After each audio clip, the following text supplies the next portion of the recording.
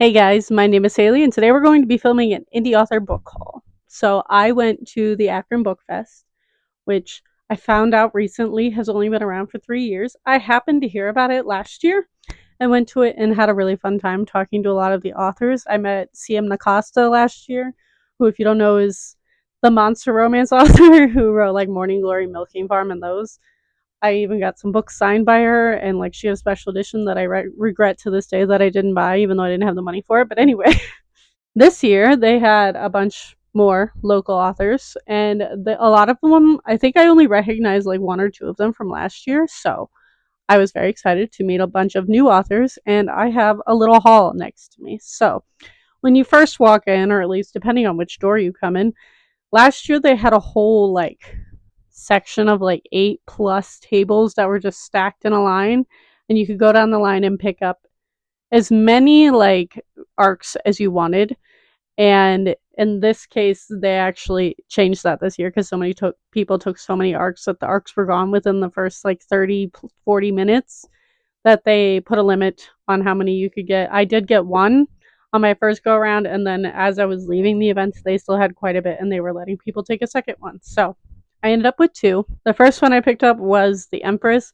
This was one of the few authors like books that I recognized, and I knew this was already out. It came out in January. And that is The Empress by Kristen Cass. And I 100% picked this up and was interested in it beforehand, before finding and going to this event, because it looks like a tarot card. And tarot magic is one of my favorite things. So anything related to that I will try. I do recognize the name Kristen Cass. I don't think I've read anything of hers. I want to say she wrote a lot of YA stuff back in the earlier 2000s, but I could be wrong. And then the other one I picked up was Notes on Surviving the Fire by Christine Murphy. I believe this one just came out. Yeah, February 25th. And this, I picked this up because it's about a PhD student who was in her final year studying violence within the Buddhist traditions, and then she gets raped at a party and nobody believes her. And this deals a lot with rape culture. That's absolutely why I picked it up. And I also love the cover. That's definitely what drew me to it, even though it's a heavy subject matter. But also anything to do with rape culture and stuff like that is something I look into because it's so prevalent in our society, especially amongst women. So I always look for things surrounding that and seeing how they handle it. Also, next up, so most of these are books I bought directly from the authors. A handful of them I got from like somebody who represented the author, and then there were also like a few publishing houses, like smaller publishing houses and smaller bookstores within the area that are local, that were at this event. And one of them was one I've actually been to before. I went to a book swap back in the fall, I believe it was, and they have like a tiny little corner of the coffee shop. They're called Elizabeth's Bookshop. If you're in the Akron area, please check them out. I think they're a great little company. They carry a lot of diverse books, a lot of banned books, a lot of Black and queer authors especially is what they focus on from what I can gather. And I actually went up to the table because I saw a copy of Parable of the Talents, which, if you didn't know, is the sequel to Parable of the Sower. And I cannot find this for like a decent price really anywhere other than Amazon. And I don't want to buy something like this from Amazon because Amazon and banned books, no. So when I saw a copy of it, I got really excited. And then I also picked up two other books.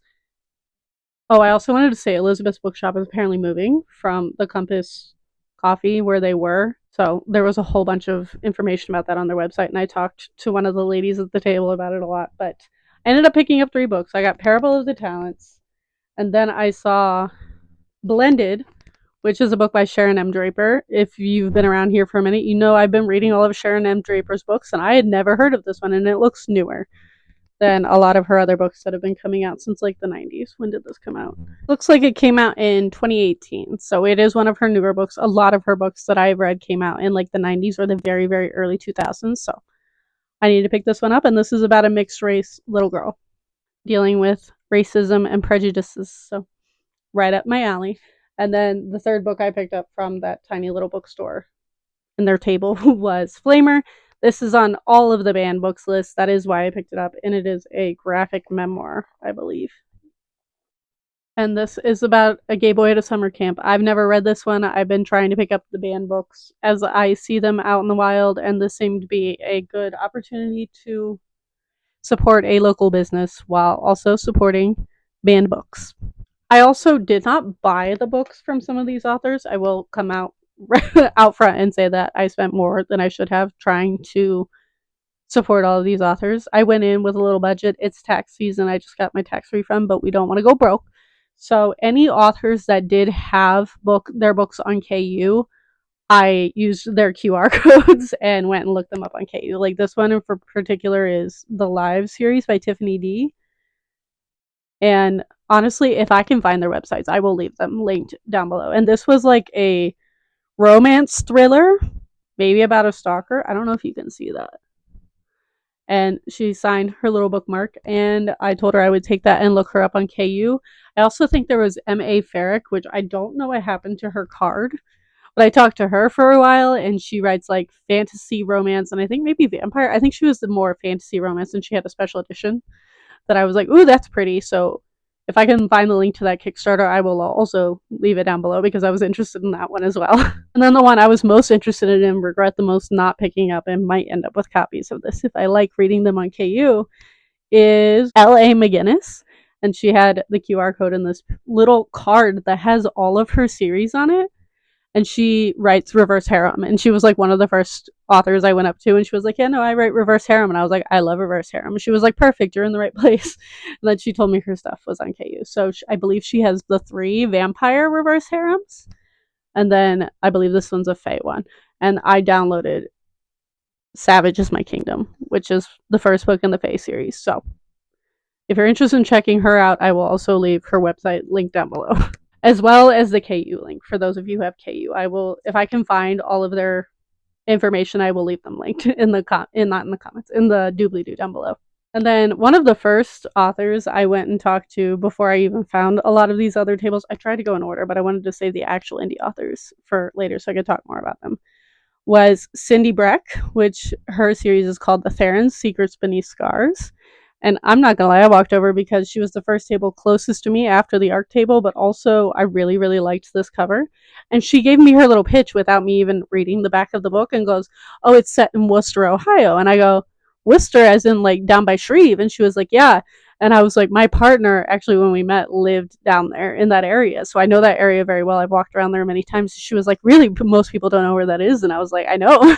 That's why I was so surprised when you said it. But this is, I think it's like a parallel world or some sort of fantasy world, but it starts off in Wooster, Ohio. And that got me very excited. And it's 16-year-old Callie Treshman is haunted by her parents' brutal murder and assassination she foresaw. She has supernatural powers. She faces a trial, surviving public school. There's no such thing as an accident. A menacing photo ignites a quest for truth. The origin of Callie's powers exposes the threat to a sinister conspiracy. And I believe it opens up another world. She also signed it for me. Most of the authors did. Oh, she has a little bookmark too. Sometimes I put the bookmarks and the stickers in the book and then I forget they're there. And I'm like, oh yeah. So I believe this is the trilogy. There are 3 of them. I don't know if she said there were 4. I talked to several authors. It's hard to keep a lot of them straight. And then she signed it. It says, Secret Stab Deeper Than a Blade, Cynthia Brec. She signed it on the front page. I also helped her like set up her payment system, and she embossed it with her little embosser. Can you see that? She embossed one of the front pages, which I thought was really cute. And I'm very excited for this. She was very nice. She was older. A lot of the authors I talked to were like younger or like closer to my age. She seemed older, and I helped her out with the technology because it was very early on in the day. So I'm excited to get into this one. Next up, I don't think the man I talked to is the author, but he represents this author, and this is George Takei's They Called Us Enemy. And I've seen this several times and recognized it as a graphic memoir. And this is about a little boy who was involved in the Japanese internment camps in the 40s with Franklin Roosevelt. And he also signed this for me. He personalizes it, says, to Haley, keep reading, keep learning. And he signed it. And I was very excited because I don't know if this one's on a banned books list or if I've just seen it around because I've been really into graphic memoirs, but I definitely had to pick this one up. And then next up, as I've mentioned a few times on this channel, me and my partner are very interested in Native culture, like Native Americans. So I have Native Americans of the Cuyahoga Valley from early peoples to contemporary issues. And I have somewhat looked into the native culture in my area. They also had this really cool bookmark that has how to be an ally to indigenous peoples, which I really, really enjoyed. And my partner was very excited about when I brought this back, but I thought that was very informative as well as the book itself. And this is edited by Peg Boble and Linda G. Whitman. And they personalize it. It says, to Haley, thanks for your interest in the Native Americans of Northeast Ohio, best. And then they both signed it. And I've been trying to learn more about natives in my area. I've learned a lot about the ones that live out in Western America because my partner is from Colorado and has interacted with a lot of them over the years. But I don't know very much about the ones that are from my area and the ones that may still live here. So I wanted to have a book that can tell me more about this one. This is also published by Akron U, like the University of Akron's publishing house, which I didn't even know they had one for things other than like textbooks. So I was very excited about this one. And this was actually one of the last ones I picked up. I got Vessel, Bonded to Earth, Book 1 by Samantha Jo. And this one has the pretty gold sprayed edges. I don't know if you can see that, but they're also like shiny and like shimmery. And this just seems like a fantasy. I don't know if it's a fantasy romance, but she was like, do you want a hardcover? Do you want a regular softcover? Or do you want the special edition? And I was like, I obviously want the special edition. So I ended up getting that one. She also had me pick out a bookmark, and this also has her information and a QR code. I love when the authors at these events have QR codes. It's so helpful, especially when I'm just like going through everywhere and trying to remember everything. Having QR codes, very helpful for both payment, but also like getting your information and your website and everything out there. But yes, I picked up this one and I'm hoping I enjoy it. And then I ended up there was like a little horror section, and I saw this, which if you can't see, they're rainbow pages, and I saw it from afar and I was like, that sounds like me. And I was also wearing my pride flag earrings, and the author saw me and was like, you, and I was like, me, I'm coming. Like, I'm on my way over. And this is Bleeding Rainbows and Other Broken Spectrums. Introduction by Angela Eureka Smith, written by Maxwell I. Gold. And this is termed a lurid poetic journey explored through the eyes of the gay sexual experience. From flesh gods and cyberless to cosmic orgasms, pushcart and Riesling Award nominee Maxwell I. Gold takes readers to a surreal expedition across a vast prismatic spectrum of homoeroticism over 60 original poems. But the main thing that they sold me on was that they're all a different color, and it's like a spectrum. He even like explained to me, actually I should check the gender before I misgender them. I don't want to do that. Does not say his pronouns or their pronouns. I'm going to use they. If I'm wrong and Maxwell happens to see this video, please correct me in the comments, because they were very nice. But they even took the time to explain to me about like the little pink arrow, which if you didn't know was used within World War II, especially within the Jewish concentration camps against queer people. And it has been taken back by a lot of queer individuals to be used as like the same way a lot of the things with the pride flags have been reclaimed. A lot of queer people have reclaimed it as like their own symbol to change the meaning of it, because in the past that was a way that queer humans were persecuted. But this also has like illustrations. I don't know if I can show that on the internet, actually. Has illustrations that are a little spicy in here because it is considered homoerotic. But it's a bunch of poems and like short little vignettes and such, which I found very interesting, on top of it being rainbow. And they also personalized it. It says, to Haley, enjoy, and they signed it. So I was very excited about this. And then as I was paying for it, they were like, actually, do you want a free book? And I was like, yes, I want a free book. And this is apparently an anthology that they were in. I don't know when this came out. Oh, that they also said, I didn't even see it. And again, as I've said several times, the way to get me to read an anthology is to make it either horror or queer, specifically queer horror, if that is possible. And that's exactly what this is, if you can't tell. I saw the eyeballs and all of like the wing type things and assumed this was biblically accurate angels. I don't know if that's what this cover is supposed to be, but that's what my brain sees looking at this. Oh, and it's blurred by Victor Laval. That's crazy. One of the things on the back says, humans are almost instinctively inclined to fear what's different, and there are a multitude of individuals who have spent far too long on the outside looking in. And the thing on the outside is much larger. It's much larger than you think. So this is just an anthology of a bunch of queer authors that seem to lean on the horror side, and they said that their book or their one of their stories was in here. Their story in here is called Black Screams and Yellow Stars. So I'm looking forward to getting into this, and I was excited that it was a free book as well as being signed. And then the last two books were about a table away from that author as I was like winding down of me having made my rounds. And I saw this cover at like a horror table of a guy who was, I think he was representing a bookstore. I'm not sure. And he started talking to me and was like, "Oh, do you like horror?" And I was like, "I love horror." And I saw this, and he goes, "Actually, the author's right there," like a table over. And I was like, "Really?" So I went over to the actual author's table, and I saw this because I saw this statue and went, "That looks like religious trauma horror. I need that." And literally the back says, "Be not afraid," aka what the biblically accurate angel says. I also got this cool bookmark that I'll show you in a second. And I'm just going to read the back because this is a tiny short little thing and I don't know what it's about. It says, "Those three words have haunted me my entire life, and now I'm close. I know I am. I'm close to finding out the truth behind the words, the truth behind the seraphim. The closer I get to uncovering the truth, to proving that the seraphim are real, the further my mind slips. I can't sleep, can't dream without seeing them. Life has become difficult all of a sudden, and I know it's tied to them. I just have to keep going, keep learning, keep discovering. Everything will be better once I complete my research." If you didn't know, religious horror is my favorite thing on the planet. So the author gave me this bookmark. It says, "Is it bad that I'd rather lose my mind than have evidence that angels are real?" I love it. It's so pretty. I love the little tassel. I'm obsessed. And I'm just going to read the author's note because I think it's fun. It says, "Andromeda Ruins is a queer punk from the Midwest, the middle of nowhere, Ohio. He recently graduated from his undergraduate program and intends to go to grad school to study a hopeful classics major and folklore studies concentration. In his free time, Andromeda reads books in the dead languages, explores haunted forests, and surround him, and he writes. He's queer, disabled, and neurodivergent, sitting comfortably in the I don't know what's going on category in just about everything. This leads him to writing a lot about fucked up, queer, disabled, and neurodivergent characters." All of that is up my alley. He was also one of the authors that was wearing a mask, and they had this really cool bedazzled mask, which I was obsessed with.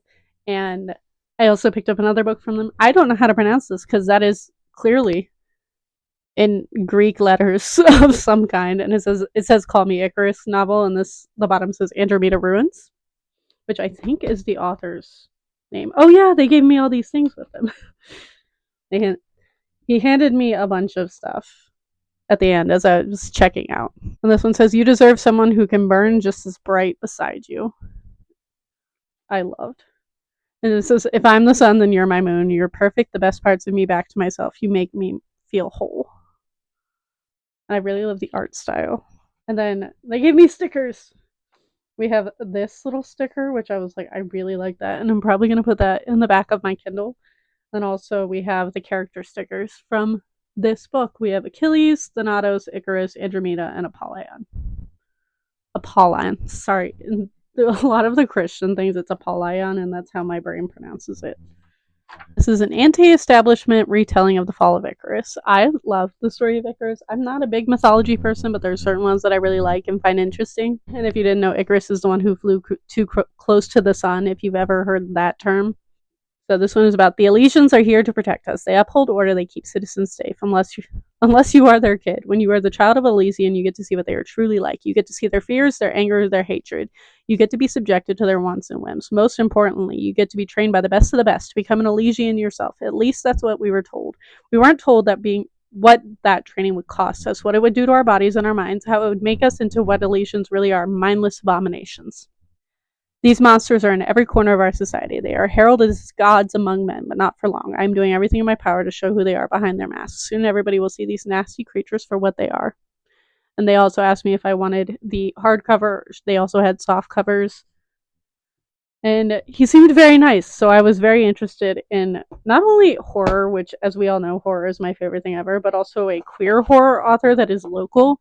Sounds like the best of all of my worlds. If you didn't know, or weren't around for my favorite books of the year, or if you're new here and have never seen me before and came here because the title says indie authors, because I know we're all trying to support more of those. Queer horror is my favorite thing. Basically, my entire top books of last year in 2024 were queer horror of some kind. Whether it was Godly Heathens or Andrew Joseph White's books or anything along those lines, We Came to Welcome You, also a queer author. Like, those were all of my top 5 favorite books. The Invocations, like, and anything along those lines is going to be right up my alley. So if I can find local authors who also write that, I will happily endorse them in some way. And I will, again, leave all of his socials and like anything I can find information wise if you want to go check him out down below in the doobly doo. But yeah, those are all the books I got the Akron Book Fest. I had a blast. I was there for probably like 2 hours or so. I met a lot of authors. I think I met at least 3 or 4 other authors that I talked to and like gathered their information and would check them out on KU just because I didn't have the biggest budget in the world, even though I wish I could have to be able to support all of them. I also know I just made a video about how I don't buy books full price. One of the few times I will do that is if I am buying directly from an author, which I don't do that often, and when I do, I have no problem spending the like $20 when I know it's going directly to them and like to their Venmo. For most of them, I can see like the payment go through. So I hope you all enjoyed this. Let me know which of these authors or which of these books sounded the most interesting to you, and if you're going to check any of them out in the comments down below. And if you don't want to do that, leave me the eyeballs, the eyeball emoji down in the comments down below for the biblically accurate angels. But thank you all for watching, and I will see all of you guys next time.